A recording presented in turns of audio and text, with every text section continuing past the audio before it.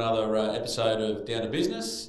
Today I've got a great story. A gentleman I've met fairly recently. We were riding bikes together up in the Northern Territory for a great cause with charity, and on those long days I got to hear some of his story, and also over a beer sometimes. And I thought it was just a powerful one that you could learn a bit from today.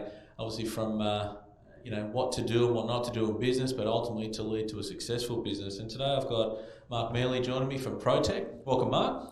Thank you. Thanks for having me.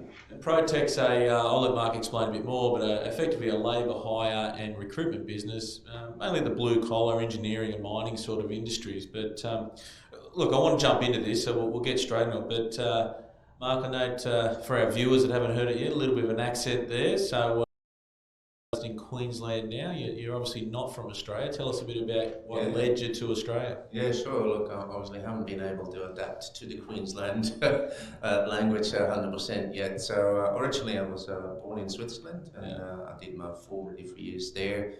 I've got myself as a trades and engineering background, mechanical engineering, which allowed me to work and live in various places around the world. And around those sort of working journeys, I met my wife, and she imported me in '99, and we made the decision to move to Brisbane. So I've been here a little while. Yeah, well, I think you're officially now to be a local, can't you? 20 years. Almost, yes. So obviously, this day and age, and I mean, whilst 1999 is not that far ago in the scheme of things, a lot's changed in 23 years. What was it like coming out in '99 and just the difference in culture and language, and even thinking about working over here? Yeah, look, I guess thinking back, I didn't really think back then much. I just went, that sounds like a beautiful girl, let's follow her, and off we go. But when you do come in for a foreign land per se, it's been intimidating. My English wasn't really that good. I had other languages as main languages, so I had to learn English. So, when you start, like anything, I guess you want to make progress, you have to put the effort in. I started to get into the books and took classes, and eventually I backed up my engineering degree with an MBA, which I thought was very important for me to actually get really into the English and the business language, and also understand the Australian landscape of business as well. And that was actually a major learning point for me to, I guess, get the foot on the ground in a proper way here in Australia, and be part of the community and part of the business community. Mm. Yeah, it's amazing how many people we interview in these videos and podcasts, and the leaders really see education as not something you complete and then you get into business, but it's ongoing, especially where it's, as you said, you were very good in your technical discipline, but then to go into business, not too many people teach you how to run a business. And it's quite interesting you chose that MBA option. Yeah. Look, I see learning is an absolutely must. It's lifelong learning. We have principles in my company. I put a lot of money into training of the people. Individual courses, team courses, in the executive team, we have a quarterly book. We all commit to reading the book, and then we dissect it, we work on it, and get the learnings. I bring in sort of university case studies to the guys and really challenge them to expand their thinking. So learning, has been really the cornerstone of my success, to be perfectly honest. I'm not that smart of a guy. That's great. And it's all these learnings I had where I was able to take here and there and the bits and pieces and put it all together. It's been crucial for me. Man after my own heart. I talked to our team about it. But I mean, and the thing is, it's learned from the masters. I mean, there's plenty of people that have done this before us. Yeah, absolutely. I often say, that's the best element is R&D, rip off and duplicate. Very good. I'll have to use that one. Maybe not in the accounting context. No, maybe not there. So obviously landed here, as I said, the struggles with English and the community, etc. But well, first of all, before you tell us too much about Protech these days, how did you end up deciding, well, I'll go into business in this new country? Yeah, it was a bit of a wild sort of journey, because I was lucky enough to actually manage someone else's business for a period of time entirely. I was involved. The owner literally left and went overseas and said, just do what he always said I should be doing, and I had a good go at an engineering business. I was able to transform that business into an area business, and it went really well. And the owner eventually came back, and I thought, well, no, this is a good business. He would like to get back into it again. And I saw that we couldn't work together. We just were two different type of people. So at that time, I also did my MBA, and I did a concentration on entrepreneurship. I was intrigued, and so I had the real go at actually running a business. It wasn't mine, and then I did the studies in entrepreneurship, and through that, I thought, oh, I'm going to have a go with this.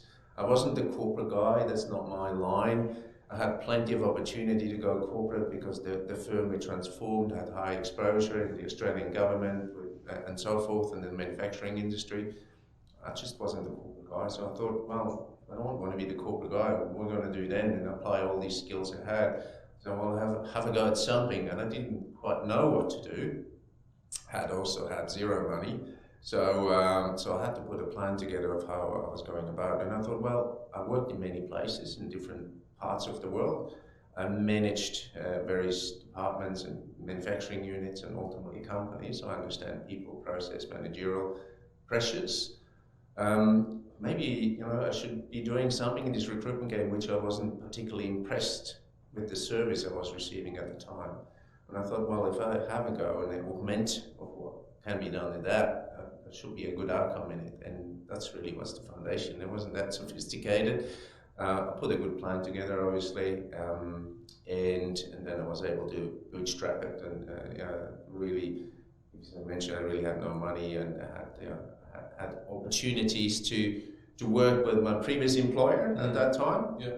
And we actually worked really well together to get me off the ground.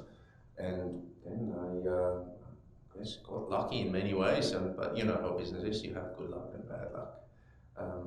And for me, it's always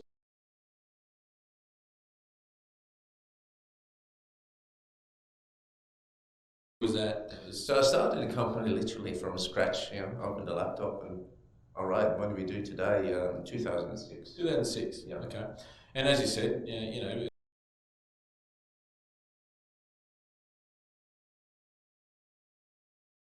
going the short term when you first started. Look, I think I possibly made every mistake you could make. I found every pothole to step into it. What helped me throughout that period in the early days was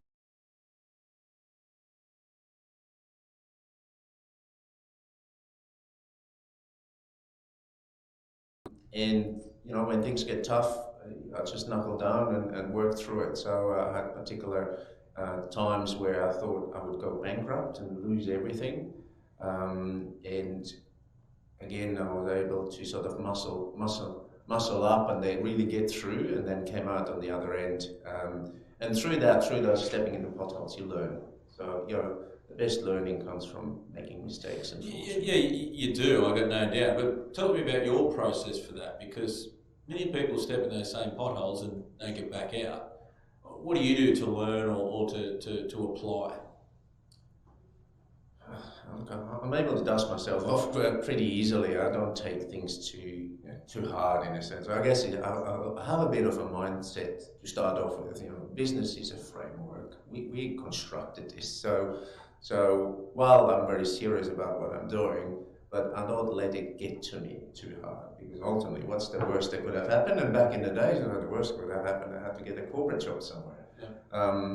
So I took that a bit as oh, that's the worst that can happen. So I didn't take all these knocks too hard seriously. But ultimately you learn from it, then you readjust, refocus, and have another go. And when you do that enough times, hopefully you find the right spot. So you have to often pivot and just adjust certain things in business to make it better. And when you do that many times, you really get to the right solution. So yes, look, in terms of mistakes, I think I would probably talk more about the things that went well. Early days when you're small, it's very difficult to know where you're going and how to do, especially when you're bootstrapped, you haven't got much money. A breaking point for me at the time was to eventually pay the right money for the right people. And that's the old, surround yourself with the right people, and then you can go anywhere you want to go. But when you're little, you kind of think you can't afford it, but you can afford to fail multiple times, funnily enough. And I remember well when I first said, okay, so I'm just going to double down. Certainly had to pay someone 50 grand more than what I ever paid. And that was a lot of money back then. The world started to change, and I started to see, I thought, hang on, there's some really, really good people out there, but the really good people also want to be rewarded. And I really need to, I guess, make that commitment to surround myself with good people, because I can't do it on my own. But that was sort of a learning in the early days, pay the right money for the right people. Yeah, and it's funny, it's topical at the moment. We're right in the middle of a shortage, a skills shortage for that matter, and money's being thrown around everywhere. So I guess not to come forward too far, but it's not just about money. What else do you do in your business to keep people, whether it be engaged or incentivised or motivated? Yeah. So thanks for asking these questions, because you sort of go back and think about it. I was never a guy who wanted to have a lifestyle business. I was always going for a growth business, and growth not just for financial gains, but growth for my own personal development, this lifelong learning. And I knew that if I was to have a lifestyle business, I get bored with it. But if I have a growth business, I learn, I develop, and really experience new things myself. So from day one, I had this growth mindset. And with that, I sort of sat there, obviously in the early days, and again, first team. So how do I going to motivate? And I knew I was going to have a national business back then. I created that vision in my own head. I didn't know what it looked like at the time, but I formed core values of the organization.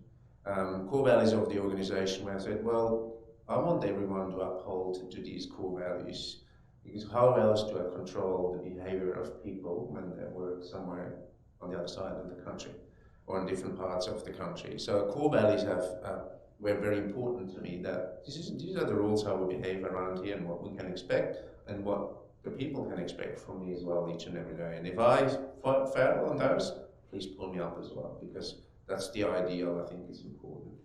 But we also have a purpose statement in our business, and that was the first sentence I put off a piece of paper before I even wrote the business plan. And I thought, well, I wanted to change how the industry worked, and what I wanted to change was how people interact with each other. And the statement was to be a positive influence in people's life.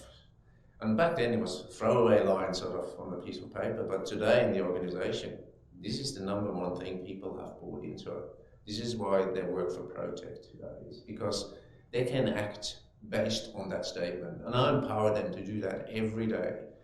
This is the lens we look through. That's the lens I look through, and the management team looks through when we make decisions. If it doesn't hit that, if it hasn't got a positive influence, so that'll be either on our clients, our employees, and we call them field employees, the many hundreds of thousands of people who work out there, and the staff members. If it doesn't do that, change it. Don't do it. Yeah. And the people are empowered to do that each and every day. I love you've just raised that, because I deal with a lot of businesses that are actually now mature, if you like, or have gone through the early days, and they talk about values and vision and this sort of thing, and it's easy from that perspective. And a lot of viewers would be sitting there going, "I'm too small," or that's for the big boys. Reality is, you've just said it's from the get-go, and I thoroughly agree that you need something to build your business upon and something to strive for, I guess. Yeah. And the other thing I like, the purpose statement is quite in layman's terms. And, how many boardrooms do you walk into, or corporate you walk into, and it's got, to be the best or trusted, all these words that, look, I'm not downplaying the words, but do they actually mean something to one, the leader, and the rest of the team? Yeah, it's a simple statement, and as I mentioned, it manifested itself into it because we have a broad impact on the community. We provide work. Work is a key element for people to build their families and communities up on, and I thought it was very important in what we do. We'll have to hit that mark. And as I said, at the time I thought, okay, that's my idea, but today it's the company's DNA. Yeah, absolutely.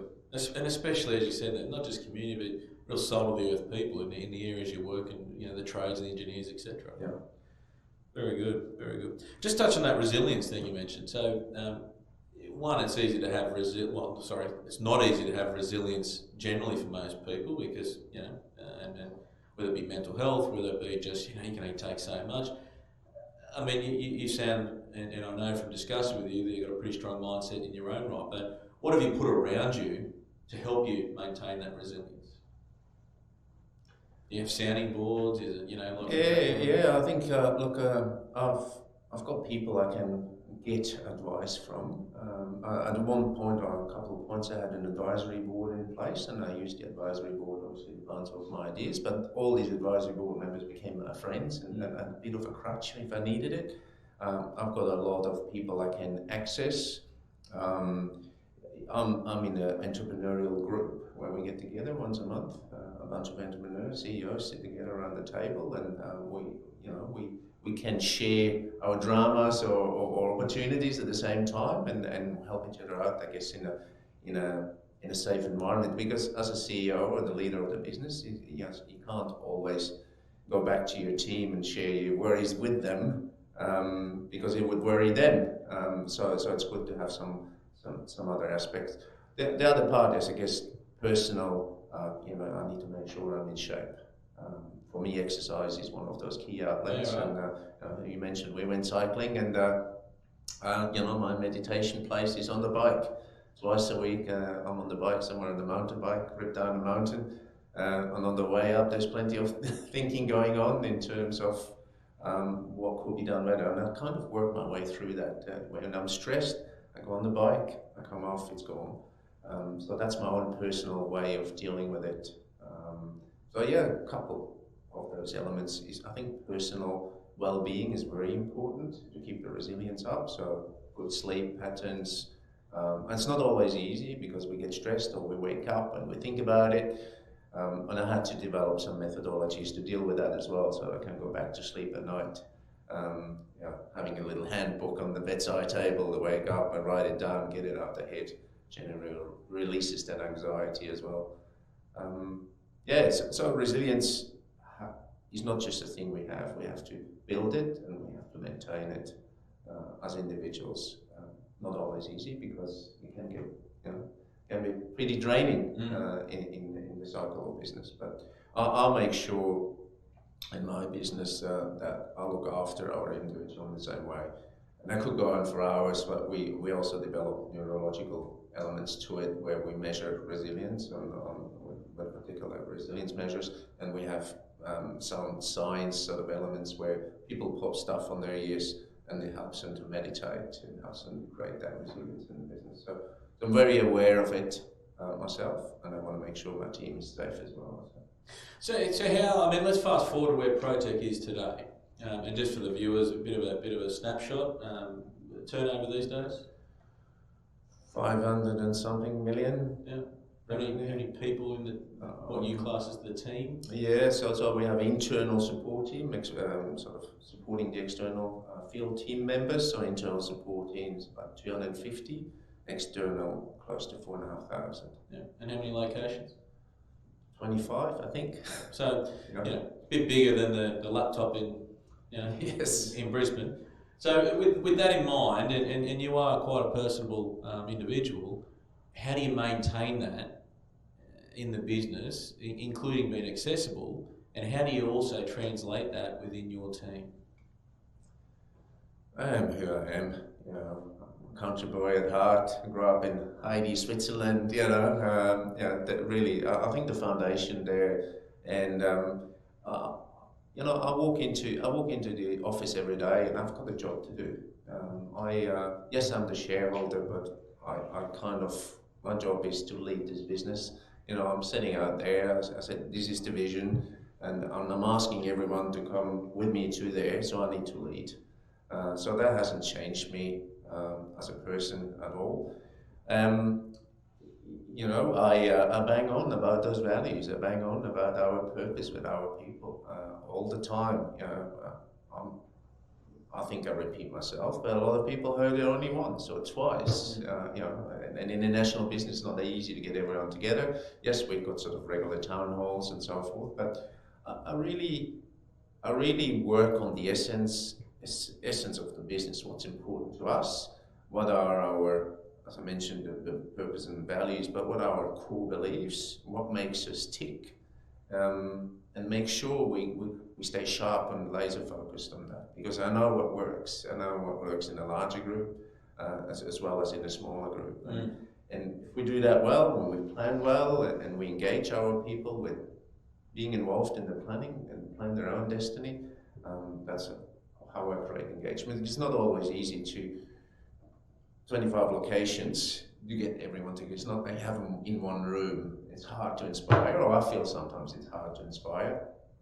And but I'm putting my best foot forward, I suppose, through town hall meetings. I also get the entire company together every year and a half. We get together, and for me, that's the best experience. Yeah. I get everyone in the same room. It's such a fantastic energy, and it allows me really, I guess, to speak from the heart and be there with them at the same time. So being authentic, I guess, from a leadership perspective, but I don't think I don't think I have to be authentic. That's just me. Yeah. And sometimes it's not all that polished either. So No, it's great. I think to be yourself, and too often you get to, not just in business, but a team of your size, I guess, and there's so many external factors that can influence and change the way we are. So I think it's admirable that you take that authenticity into a key attribute. We mentioned, okay, you had some challenges, we spoke through that, but you've also then, after the challenges, and I guess what were the key things to, outside of, you said, resilience, and you also mentioned, realising that aha moment where I have to pay people what they're worth to get the good people. What were the other keys to get you to that point where, you weren't just surviving, you knew you had a real going concern there and you could have a bit of comfort to focus on the future? a lot, and probably most entrepreneurs hear that. People go, "Oh, you're a risk taker," and I go, "I'm not a risk taker at all. I hate risk." But it probably comes down. Each individual has different thresholds in that sense. But I believe I'm a risk manager, and if I have an opportunity at hand, I'll scope it out really, really well and put the scenarios in place and plan it. And when I do that, then the risks remove itself. They go away because they're manageable. So I don't see them as risks anymore, where others maybe just see the end results. But once you break it down in small bits, so we had an opportunity at one point where a huge disruption did happen in our industry with a competitor, or actually a number of competitors. And I saw this coming. I was well informed. I started to see it. I really started to do my due diligence in a sense of what did that mean and how could I capitalize from that, put a plan around it. And then I had a big bet. And the big bet was essentially, I knew this disruption was happening. And I knew that there were a lot of good people not going to be happy with what's going on. And I make a big bet. I think we were about 65 to 70 people at the time. And I put the business plans together to hire 45 new ones within a 6-month period. All right. And it freaked the management team out at the time. They thought, "Oh my God, he's crazy." But for me, because of all the research I've done, the planning that I broke it down in all the increments, a little bit engineering-wise in that sense, I saw no risk on it. And at that point, if I would have listened to the management team, it wouldn't have happened. And I was quite forceful, is probably the word, looking back at it at the time, because I was convinced this thing to happen. And ultimately I said to the guys, "You're either with me or against me, but this is going to happen."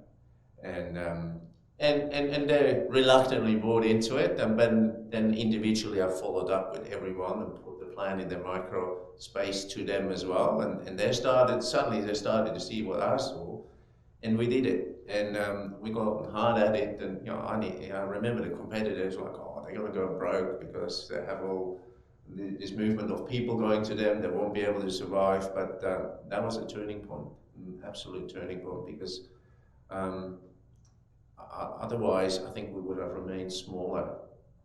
So think big and take a punt every now and then, but a calculated. Yeah, no, I like that. I think a great saying I heard years ago is, if you don't have a plan, you'll hit it with amazing accuracy. Yes. And you've already captured a few times today that the amount of planning you do right from when you start your first business plan to even, as you say, Yeah. these turning points. And I imagine that's still a big part of what you do today, being the leader. Relentlessly. Yeah. I refresh my business plan every year and look at it and turn it around and really challenge it as well. How do you challenge it? I'll bring other people in, Yeah, ask other people what they think. I'll ask people to take roles on, being the adversary in the team, and say, you must go out, you come back, and you come and you challenge this particular part. And it's good because you see, obviously, the organization gets entrenched in some rhythms and things. That's the way we do it here. But as you grow, these things must get challenged. These things must change because how we did things here is not how we're doing things here today. So that's important for me. The planning is always at the forefront. That's my job. I need to plan the business. And I guess in the early days when you're smaller, it was my job 100%. Obviously, I got a broader team today and we get a lot more involvement. But it doesn't stop. Leading the way doesn't stop. Even I've got really a super team. But I know I'm still leaning by having different thoughts, but it's also probably because I'm not absorbed in the day-to-day anymore, so I've got the opportunity to think bigger and so forth. So thinking big is important. I mentioned it before, and I've done this a number of times where I put a business vision together, well, a better word, and a lot of listeners probably be aware of Jim Collins, and Jim Collins has a word called the BHAG, the Big Hairy Audacious Goal. And I did one in 2013 the first time, and we're turning over about $78 million at the time. And I put a goal together, what essentially was outlining that we want to be a $500 million company, which we are today. But back then, it did a number of things. First of all, I couldn't sleep for 3 days because I imposed a target on myself that just made me anxious, and my brain couldn't rest. But I put a poster together and put it in my office. And every day I walked into my office, I had a look at it. And over time, it was amazing how the brain starts to function. Over time, it starts to look for things. Those visible cues. Visual cues, and it opens up boxes, and suddenly you can see that there is a possibility. But probably the first 3 years, I was very lonely on this journey. Even my exec still thought he's off with the fairies. But suddenly they could see it as well. And they started buying into it. And then once everyone buys into it, it becomes possible. And, probably about 3 years ago, I set a new one because I saw that we are on track and everything we're doing will get us there. Yeah. So I thought I need to get a new one happening again, and we put another big target up. And again, it was a similar reaction. It's like, whatever, first 2 years I was talking to myself, because they were still on their first journey. Yeah. But now they're bought into their new vision as well and where we're heading. So it's wonderful to see that I've got a whole team believing in it. That's right. Yeah. That's good. That's very good. So you talk about that growth journey. Like obviously there's a lot of organic or a lot of, beating down doors, etc. You have been through, as you shared with me before, you have been through several acquisitions. So talk to me about the acquisitions, because that's buying someone else's culture and everything that goes with it and bringing into a pretty strong belief system that you've got around ProTech. How's that work for you, and how have you made it work? Yeah, so acquisitions aren't easy. We're a professional services business, so it's about the people. The people create efficiencies or disefficiencies in the business. So hearts and minds and alignment is tremendously important. So I guess starting point is I would never have bought a business that didn't have similar foundations. That was really the starting point. Unless it has a similar foundations, it just wouldn't work. And I was able to find that out quite quickly, talking to the owners and working out what their thinking is and so forth. So that was the starting point to think that's a similar culture. And each acquisition, I got involved very deep with myself because I know I can gain hearts and minds. That's a skill I have, and in that context, I just got into it and just embraced them the same way I would embrace anyone else in my business. And and it takes a bit of loving, I suppose, to get there. It's not without its problems. It's difficult. It's challenging because system and process, and in our case, we have probably more. I would say not. We have more robust processes and more quality management in the process. I leave nothing to chance. Everything is engineered. And even in the people business, when you're trying to recruit and find the right people, this particular process we have developed, no one else does in the country. And they're of higher standard. But it's harder, especially in a skill shortage. Yeah. We're knocking out more people than others would. And that's hard on our people to fulfill the job. So that takes time, and I guess personal leadership and engagement. It doesn't just happen on the spreadsheet. That's my view, and that's just rolled up my sleeves, got into it, being amongst it, and slowly get them over the line, and then show them why it's better. And there's always a reason why we do things, and when you can show them, then make believe, and they believe in the same thing, eventually you get to the same thing. But integration, even if it's a similar business, 12 to 18 months until you can say that we're integrated. Yeah.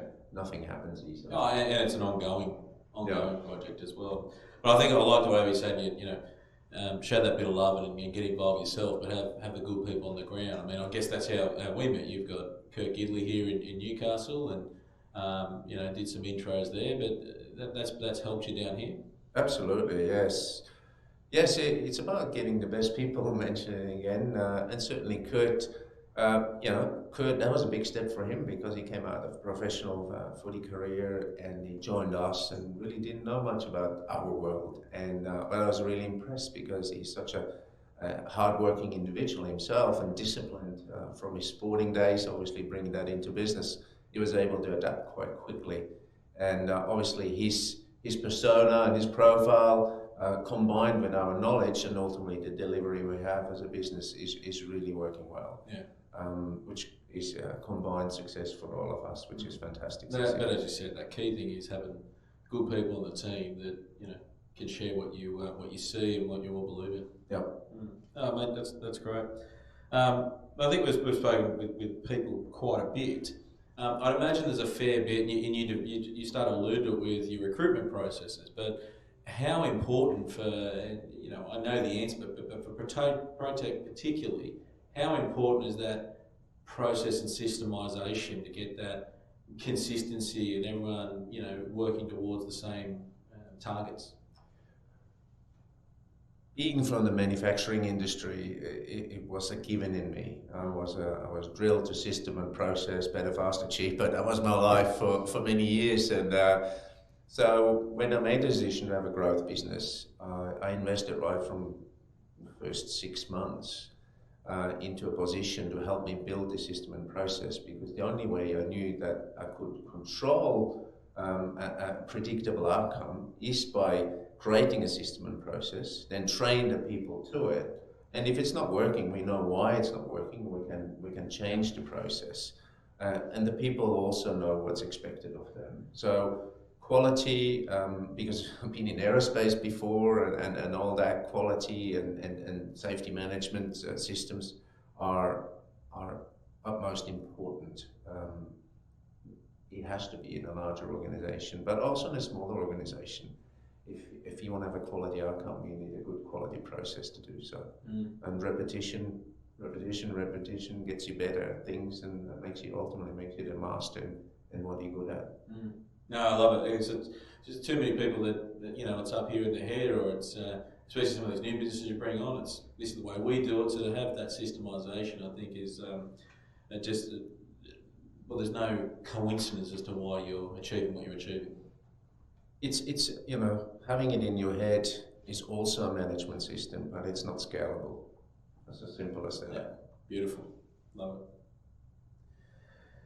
Now for the, we could go on all day, but we've got all day. Probably one more question before I begin to talk about some lessons. But at the end of the day, you're in labour hire and recruitment, as we said, and you've got some specialties, and you've obviously got great people. Is it the people alone that differentiates you to your clientele? Because many clients in some of the worlds you deal in would be very much some price, some very much about how quick you can be, etc. How have you managed to get over the top of the rest of the market and continue this growth from a client's point of view? So the ultimate in our game is quite simple. If we don't have the right people, then clients will disengage with us. So from day one, we had a very clear focus: quality people every time. That's our brand message, and that's brand internally in terms of how we do things. And again, we've got very stringent systems to do that, and they developed over the years. It's relentless in terms of how we're doing things, with continuous improvement and always trying to get better. So that's probably the number one, but there's many other things. But ultimately, we deliver a better quality workforce than what our competitors are doing. We have an internal rule: quality people every time, no compromise. And often we miss out in terms of placements potentially, especially in times like that. If we can't find the right person, we just will work obviously with our clients in conjunction, but then we come up with other solutions. The other part of what makes us different, we don't have one way of doing things. We engage with our clients. We have a process in place. We call it co-creation. It's a deliberate process how we deal with our clients. We understand their framework, what they really need. And today, because we have so many different service opportunities or different ways of doing things, we can put a whole portfolio of things together to actually achieve their goals. So that's, I would say, one of our strengths. For us, it's not one size fits all. Every client is different, and based on what their needs are, project or day-to-day or P&L or whatever it is, we put the solution together, and the client can ultimately choose. That's very much a relationship managed outcome, I guess. Very strongly relationship managed and solution based. Good. Tough off for you. We talked about some of the mistakes along the way, etc. But what would you say is your biggest, call it mistake, biggest lesson in business? Maybe there's multiple. But what's one of them that you would give advice to people?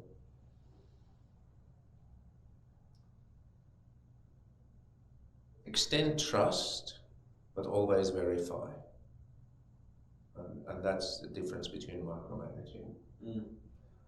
For me, trust is a key element. If you can't trust people, you can't grow your business. And extending trust, and I've been disappointed many times, don't get me wrong, I've had plenty of failures in that, but every employment relationship I'm engaging with each and every employee, trust first, but verify. So don't just let it go and think because you trust, you don't need to verify. As a business owner, as a leader of the business, until you have the proof that trust happens through skills or behavior or whatever it is, it's important. Because one of the lessons I had, I did trust and I haven't verified at some point. And I was taken to the cleaner, I was ripped off, money was stolen, and all kind of things. And these things happen, again, but that's what I learned from it. Because I had to look at it and I said, well, how else can I do it? I still have to trust the people to do the best they can be. But I had to put verification process in place for myself to make sure it happens the way it's supposed to happen. I know it's a very simple one, but it's important. No, I think the basics and the foundations are often the key, so that's great. But, look, as I said, we could talk all day. We'll start to recap. I think it's a wonderful story. All too often we hear from textbooks or TED Talks or wherever we go, Apple started in the garage and this sort of stuff. Yeah, but they're Apple. To see someone in the flesh, and we talk about, you've got a wonderful story from the boy from Switzerland that followed a girl and had a punt, and now you're sitting on a business at doing $500,000 revenue and et cetera, et cetera. It's a pretty mean story. But some of the things just for the viewers, I think, that I took away, lifelong learning, absolute key. We've heard that across a number of people we've spoken to, especially understanding business. You might be great at what you do, but can you convert that into running a business? Having resilience, and that's all. It's great if you've got a good mindset in yourself, but having a framework around you or sounding boards around you to help you with that. I love what you said about you grew for personal development. That's a driver, and that to me is pretty powerful. I think we share some commonality there. Planning, love it. As I said, it's too many people don't, and especially too many people starting out in business. They're putting everything in, all their eggs in one basket, and they just think their idea or their passion will be enough. But I love the fact you're planning and saying breaking down into, I think you said, into the segments.